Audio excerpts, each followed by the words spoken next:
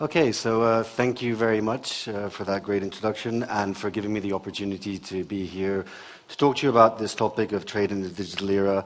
Just wanted to add that I might be a bit jet-lagged, but also a bit food-lagged as well after that lovely meal that we just had.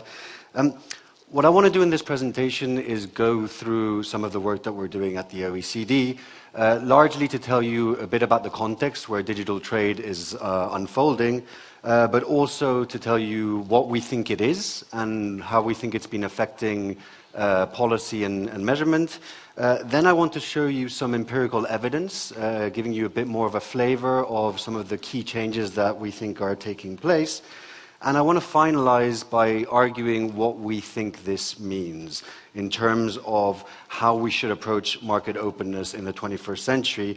And as has been highlighted, I think what I'm going to talk about is of quite a lot of importance for a country like Korea, which is a small open economy that relies a lot on having open international markets, whether this is for exports as well as for imports. Now, we've heard a lot today about the fourth industrial revolution, and Chiara very usefully said that this is about paradigm shifts in industry. I'm afraid in trade we're a bit slower, so we have 3 paradigm changes, and I'm going to draw on the work of Richard Baldwin to try and contextualize how digital trade is unfolding. Now, according to Professor Baldwin, the first unbundling is essentially the separation of production and consumption across international borders. So we used to produce and consume in the exact same place, and as trade costs go down or transportation costs go down, we are able to trade. We are able to separate that and unbundle production and consumption. And here we're very much talking about an era of trade in final goods. And when we trade final goods, we have relatively simple trade policy issues to deal with, which are mainly related to market access. Now, the second unbundling is the unpacking of the factories themselves. So rather than having one factory producing everything, we have a few interconnected processes, trade in tasks, call it, which are producing all together. We are in the age of global value chains, and we are also in the age of trade in intermediate goods. And this is enabled by the continued reduction in transport costs, but also a reduction in coordination costs. And here in this world, trade policy issues become a bit more complex. We're thinking about the trade investment service knowledge nexus, issues such as trade facilitation or non-tariff measures. Now, what I like to argue is that today we are in a sort of a third unbundling, where we are unpacking or further unpacking production, especially in terms of the productions of services, and also unpacking logistics and consumption. We are in the age of hyperconnectivity, and I'll talk a bit more about what this means in terms of what we trade, which is smaller parcels and also bundles. But I think crucially, the driver of this is the continued reduction in transport costs, a continued reduction in coordination costs, but especially a very important reduction in the cost of sharing ideas. And here we have new trade policy issues that emerge, which are additive to the ones that we had in the previous unbundlings, and that is that we need to think a bit more carefully about data flows, digital connectivity, as well as things such as interoperability. So this digital era is driving fundamental changes in what and how we trade. And what we are seeing is a rising number of small packages, often which are digitally ordered, which are crossing borders. And this means that our trade facilitation facilities have to be much faster and much more efficient. We're also seeing a much greater bundling of goods and services, with goods or devices which are increasingly being used to deliver services. We're seeing that there are many more opportunities for cross-border collaborative processes, so what I was saying about the unbundling of services production, and also important changes in the tradability of established service industries and new means of delivering services. And this essentially blurs distinctions between different modes of service delivery. So with data flows, I can either service cross-border or I can have a local presence, and I can choose between these quite easily. We're also seeing the emergence of new information industries, such as big data, quantum computing, and cybersecurity, again posing some challenges to the way that we think about liberalization of some sectors. And we are seeing new technologies emerging. We've spoken about 3D printing, but also things like blockchain, which are going to diffuse. Who knows if they're going to diffuse fast or not, but they will certainly change the way that we undertake international trade. So against this backdrop, what I'd like to do is start by talking to you a bit more about what we think digital trade is and what issues it raises for measurement. The reason why I'm presenting you something about what digital trade is because when we started talking about this at the OECD, we quickly found out that half of the room was convinced they knew exactly what digital trade was and were referring to digitally ordered goods, and the other half of the room was completely convinced as well that they knew what digital trade was, but they were referring to digitally deliverable services. So we thought it was very useful to actually take a step back and try to unpack some of the issues or what digital trade entails. So what we did is essentially divide it into two elements. First of all, the digital trade enablers, which relate to the different factors, such as infrastructure or regulatory environment, that enable digitalization to take place. And then the other element is about the digitally enabled flows, where we like to identify the how, the what, and the who. The how relating to whether something is digitally delivered or whether it is physically delivered. The what, in international trade terms, is about services or goods, and the who is about the different actors that are involved, whether it's the businesses, the consumers, or the governments, and arguably we can add a small little bit to that, the machines, once we start thinking about the Internet of Things. And the big element here in the picture is the big arrow that is below, which is data, which underpins trade in more ways than one. First of all, as we've seen throughout the morning, it is a means of production. So it is a way that we coordinate our new production revolution.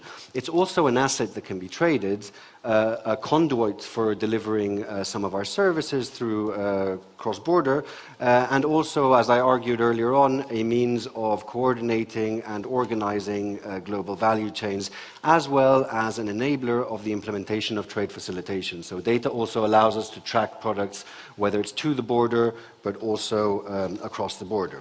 So once we've established more or less what we think digital trade might be, it's also relatively useful to start trying to unpack certain types of transactions in order to identify emerging trade policy challenges. So what we have here is a very simple schematic of a ride-sharing platform transaction that is taking place cross-border. So let's rewind and think that back in the old days, when we wanted to take a taxi, we used to hail it, and we ordered the taxi, and all the transaction happened between the driver and the consumer. Now, with ride-sharing platforms, what we have is a new form of intermediation that could potentially be carried out across a border. So the first thing that we are seeing are more visible transactions. So essentially, something that wasn't tradable is now in some ways tradable. The second element that we are seeing is that the movement of data underpins all transactions. So the intermediation between the ride-sharing platform and the consumer is supported by data flow, in the same way that the intermediation between the ride-sharing platform and the driver is. And as well, it is the ride-sharing platform that manages the money that goes between the consumer and the driver. And the third element, which I think is very important, is that it becomes increasingly uncertain what type of service is provided across borders. So clearly in this instance, we have a matching service that is taking place across border, but of course that matching service is tied to a transportation service. So which one is it? And this of course matters because of the commitments you might have made in terms of your services. I want to draw your attention to two other examples. The first one was already mentioned by DSG Kono, which is the example of the 3D printing transaction. And I just want to highlight it again. When a business sends a 3D printed transaction to a consumer in another country, such as to produce something like this, when it crosses the border, it is a service. But when it reaches the consumer, it is a good. And we need to know which one it is to know what rules apply. And it's also important because we made a lot more progress in liberalizing goods than we have in liberalizing services. The other element which I think is important in this is what border does it cross. With data being able to move quite easily across different jurisdictions, it might not be the IP holder country that is doing the transaction itself. Now, The last element that I wanted to highlight is through a hypothetical social networking transaction. And here what we have is a consumer that is benefiting from a social networking platform by sending its data. Now, of course, the way that the social networking platform monetizes this is by selling advertisements to businesses in other countries. So what we are seeing increasingly in the digital world, in the cross-border elements, as well as domestically, is a sort of a decoupling between the payment and the services that is being delivered, and this is characteristics of multi-sided markets. Now, this is also posing a huge amount of measurement issues. One of the key challenges that we have is trying to identify what is or what is not digitally enabled. And the problem here is that we don't know what to put in buckets. We know that there's a lot of trade in books, let's say, but we don't know which ones have been digitally ordered, or we don't know how many have been digitally delivered through reading through ebooks. We also have quite a lot of problem identifying the value of non-monetized digital services, those which are zero value but which support those transactions. So the example I was giving earlier about the networking platform. The other very important challenge is trying to identify increases in consumer surplus and quality changes.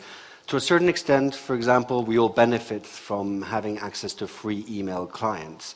But we don't really identify the value of that in international trade statistics. And also the big incognito here is how do we start valuing data and the economic activities that data supports.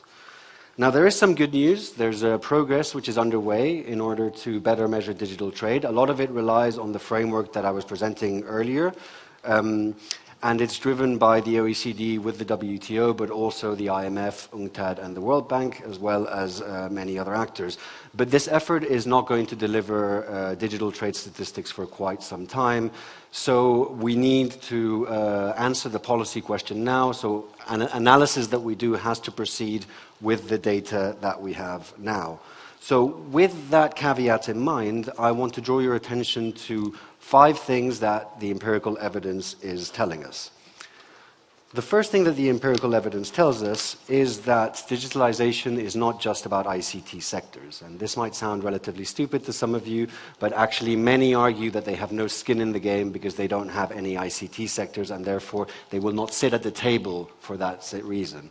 So what our gravity model tells us is that there are benefits to be had for both goods and services trade from increasing digital connectivity between two countries, but those benefits do vary somewhat. In terms of goods, we see that the benefits are mostly there for more complex manufacturers, such as electrical equipment, miscellaneous manufacturing, and machinery, very much in line with what Chiara presented this morning in terms of the digital intensity of some of the sectors.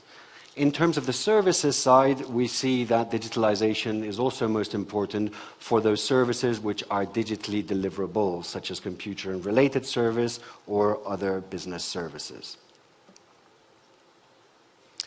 The second thing that I wanted to raise attention to are the benefits from RTAs. So digitalization also enables you to reap more benefits from trade agreements. Here you have the amount of those benefits. So signing a trade agreement tends to increase on average trade by about 19.2%. We also identify the impact of increasing digital connectivity by certain percentage points. But I think what's most interesting is the combinatorial nature of having a trade agreement and increasing your digital connectivity, which allows you to get more benefits from your trade agreements. Now, the third thing I wanted to highlight relates to how digitalization gives rise to new relationships between goods and services. And indeed, this morning we've been talking a lot about the use of services in increasing productivity and how services use is critical for manufacturing, particularly in the context of Industry 4.0. But we also find evidence that goods are important for digitally delivered services. That is, that when we run our gravity model and we introduce the use of ICT goods, we find that they are an important determinant of exports and digitally deliverable services. The fourth element is that the barriers that affect trade are changing, and it's no longer the case that firms that sell goods only care about trading goods barriers. It's also the case that they care about services barriers and vice versa. So the evidence that we've gathered from a business questionnaire shows us the range of issues that modern firms care about, and these go well beyond the traditional silos of goods and services. The last thing I wanted to draw your attention to is data. Data flows, as I said earlier, underpin trade in the digital era. But what we are seeing now are increasing restrictions or increasing hurdles towards the movement of data.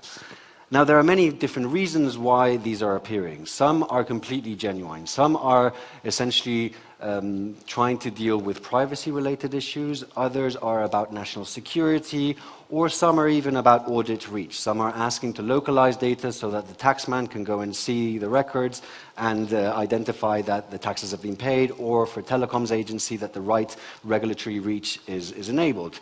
But there is a worrying trend towards more and more countries using this as a form of industrial policy, in that they don't allow data to flow out, thinking that data is a natural resource. And that has a lot of implications, and it's sort of going back to the old import substitution rhetoric, but with a sort of a digital angle to it.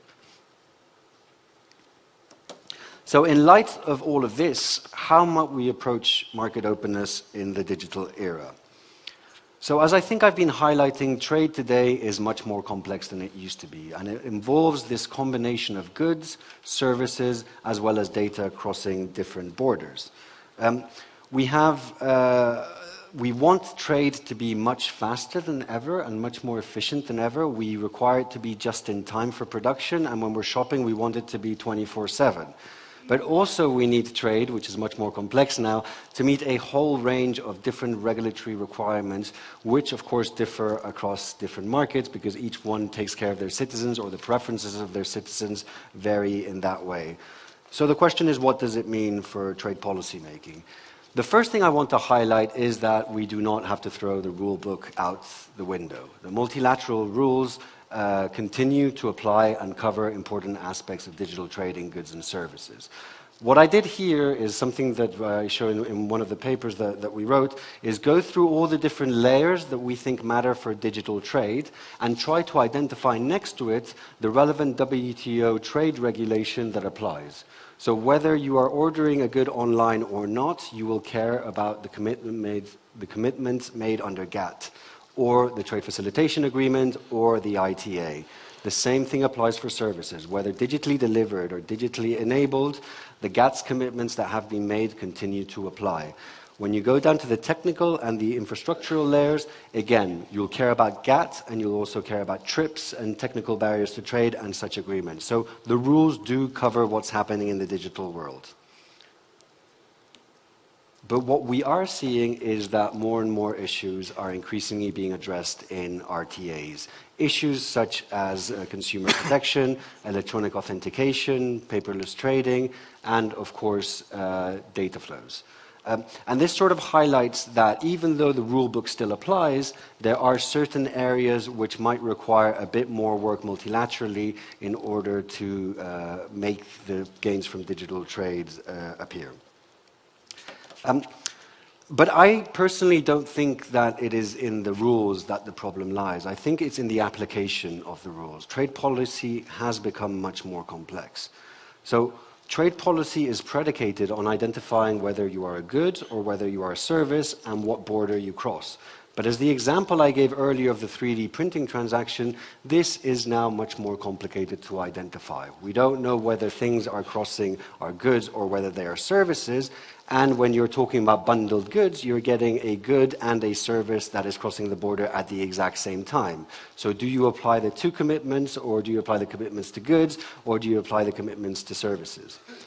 At the same time, what we're seeing is that the completion of what might seem to be a relatively simple transaction, the cross-border purchase of an e-book, rests on a series of factors which enable or support that transaction.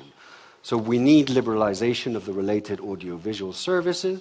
We need access to digital networks, which depends on the degree of services liberalization and the ability, and therefore the cost of ordering or also receiving the e-book.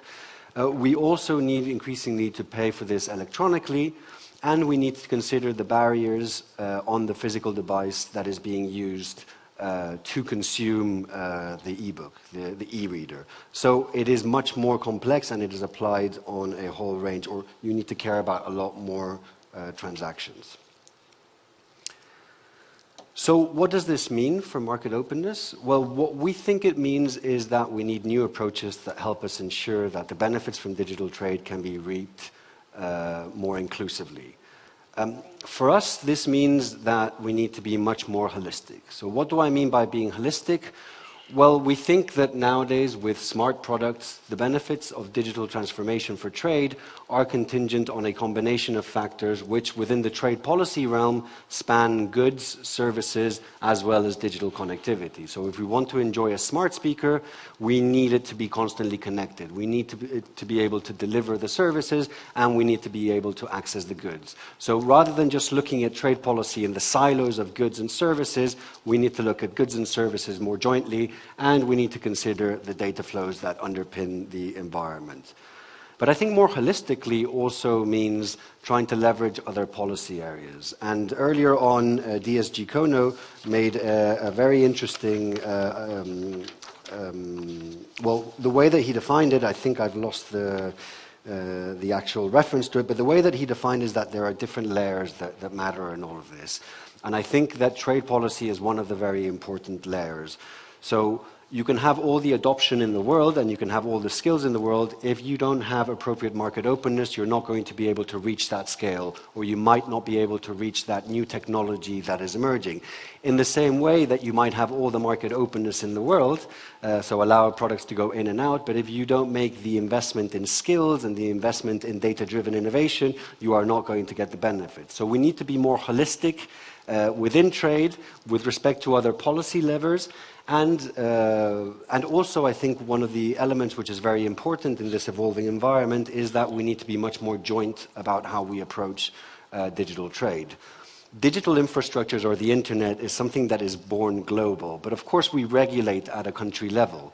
So we are likely to increasingly, or by the result of our regulation, have positive or negative spillovers. And in the presence of positive or negative spillovers, there are benefits towards discussing these at higher levels rather than the domestic element. So this is a call for more regionalism, more multilateralism, more globalism in terms of the approaches towards digital, but also being much more joint within the stakeholder community.